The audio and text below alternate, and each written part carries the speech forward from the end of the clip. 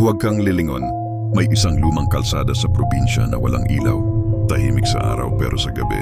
Sinasabing may sumusunod sa mga naglalakad. Hindi mo siya makikita, pero ramdam mo ang presensya. Ang ilan pa nga ay nagsasabing kapag narinig mo ang boses na nagsasabing, huwag kang lilingon, huli na ang lahat. Si Eli ay pauwi galing trabaho isang gabi nang masiraan ng motor. Wala siyang choice kundi maglakad sa madilim na kalsadang iyon. Tahimik ang paligid. Walang kuliglig, walang hangin.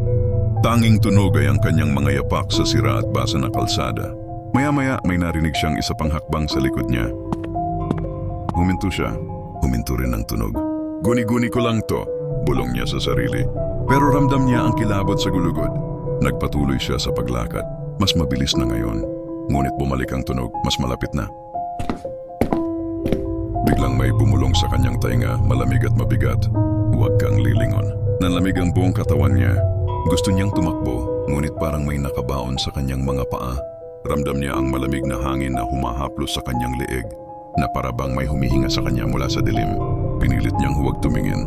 1 segundo, 2 segundo, 3 segundo, at hindi niya napigilan ang sarili. Lumingon siya. Wala siyang nakita sa paligid. Ngunit sa anino niya sa lupa, may 2 anino, isa para sa kanya, at isa pang mas mataas, mas malabo at kakaiba ang anyo. Pumunta siya sa gilid ng kalsada, sinusubukang lumapit sa liwanag ng isang bahay sa malayo. Ngunit bawat hakbang niya, naririnig niya ang ibang mga boses sa likod niya, mga boses na humihingi ng tulong, halakak at maliliit na bulong na hindi maunawaan. Nang marating niya ang maliit na liwanag, biglang naglaho ang anino.